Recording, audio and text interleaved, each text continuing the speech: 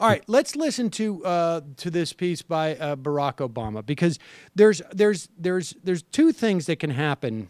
Well, there's many things that can happen between now and the election, and I think it's unlikely, but there does appear, based upon all of the leaks that are coming out of the campaign as of literally in the past 24 hours, and then I'm talking about the Trump campaign, that there is like some public attempt to build the premise, to build the predicate for a mass exodus of his staff. And, you know, the way this happens, and really the only way I know this is because I've watched like what happened at Air America, and I watched some very slimy people, how they use the press to leverage things. And we've seen this in the past, you know, I mean, the very big, and it's not an analogy, but it shows the dynamic on how like Dick Cheney leaks stuff to Judith Miller essentially, and then goes on television and cites what Judith Miller is writing. And that's the way you create these sort of like leverage points.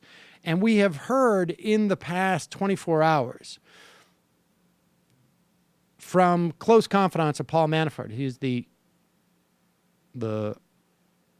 campaign manager for Donald Trump, that Manafort is beside himself. He can't get Trump to listen to him, that the sense on the campaign now is near suicidal.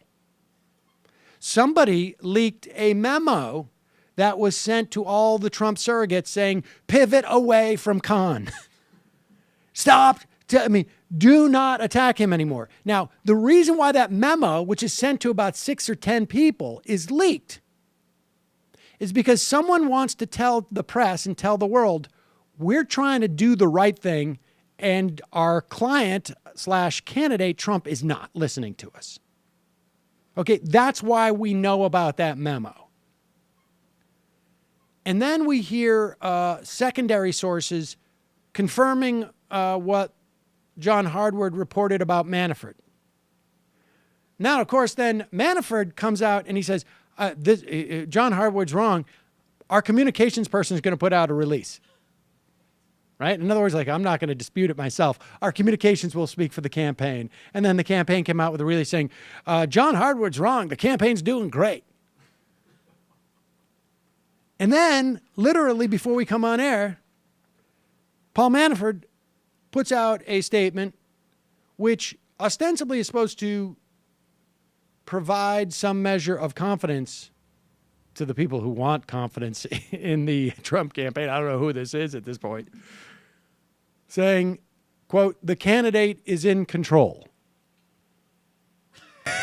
That's so beautiful. Which is a barely passive-aggressive way of saying, like, I got nothing to do with what's going on here. I know I'm supposed to be nominally in control of the campaign. I got nothing to do what's going on here. Now, why is Paul Manafort doing that? Because Paul Manafort is a professional. And by that, I don't mean in terms of his skill sets. I mean in terms of he's in this business to make money long after Donald Trump is not going to be around. And Donald Trump yesterday basically said to Paul Ryan and to John McCain and Kelly Ayotte, F you, remember how you were hesitating about supporting me? Well, guess what? F you. I don't know if I'm going to support you. I don't know if I'm going to support you in your races. Now, there could be multiple things going on with why Trump did that. We'll get to that later. But we're watching a near implosion. Like literally on Twitter, I think it's possible every 15 minutes we're going to see. There was a story from Maggie Haberman that Reince Priebus was so angry that Trump will not endorse Paul Ryan in his primary at this stage. He's just not ready to do it. That I'm not there yet. Reince Priebus, yes, direct quote, which is exactly quoting Paul Ryan. But Priebus wants to figure out a way of publicly supporting Ryan. Like what we're seeing here are like a million tiny little test balloons. And people are trying to figure out, like, how do we get out of this? And one of the ways that they've tried to get out of it, and what we're just seeing, I mean, it's just a mass pathology here. But Ross Douthat tried to get out of it by the best way to avoid actually dealing with an issue is to come up with a thought experiment, right? We know that by now. And let's play this clip of President Obama, because what it's setting up is this notion that Donald Trump is an extraordinary threat to America beyond the normal threat to America that Republicans represent. And I don't mean, I don't think an existential threat. I think just to, really to a lot of Americans, the Republicans represent a threat. But here is Obama saying this is an extraordinary threat. And I happen to think that sometimes the Republican threat is underestimated by the president, but we'll let him have the stage. But here he is talking about Donald Trump, and it sets the predicate for what we're going to see next from the so-called responsible conservatives. Yes, I think the Republican nominee is unfit to serve as president. I said so last week, and he keeps on proving it. The notion that he would attack a Gold Star family that had made such extraordinary sacrifices on behalf of our country. The fact that he doesn't appear to have basic knowledge around critical issues in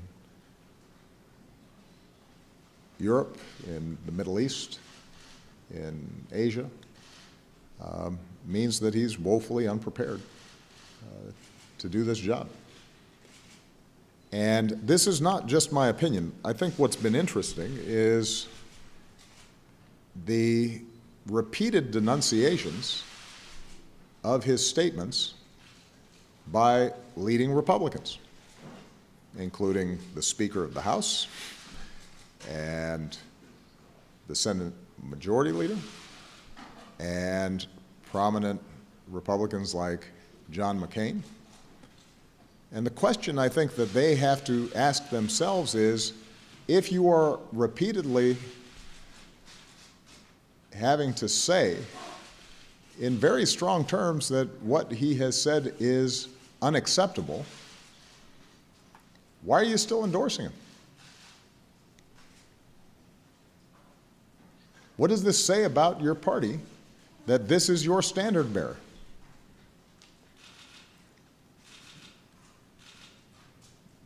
This isn't a situation where you have an episodic gaffe. This is daily and weekly, where they are distancing themselves from statements he's making. There has to be a point at which you say, this is not somebody I can support for President of the United States. Even if he purports to be a member of my party. And the fact that that has not yet happened makes some of these denunciations ring hollow. Now, there's two things that Obama could be doing here. He could be appealing to the better nature of some of the Republican Party leaders and saying, cut Trump loose, ensure his loss for the benefit of the country. Or what he could be doing is be conscious of the fact that every time he opens his mouth, right-wingers necessarily in this country demand the opposite of whatever he says. And what he could be doing is saying, allow me to just sew up that burning tire that is around your neck put a little duct tape and strap it to your back, wrap it around your chest, and make sure that this thing doesn't accidentally fall off. So that is what President Obama is doing. And either way, it is fun to watch, particularly at this level of intensity after the convention. The Republicans obviously now, they really can't do anything about it. And I don't know that someone like Ryan, I have said before that the time that the Republicans will drop Trump is in mid-October when he is down double digits. Now, maybe that will come a little bit earlier. The Olympics may come and distract people for next week. And then who knows? Maybe there'll be something else. I mean, this is not over, but I can tell you that Paul Manafort apparently was on Fox News just moments ago and following up on the candidate is in control. Manafort said, I'm in control of doing the things he wants me to do in the campaign. So there you have it. It's not just Republican electeds. It's now his own campaign manager who's trying to be very clear.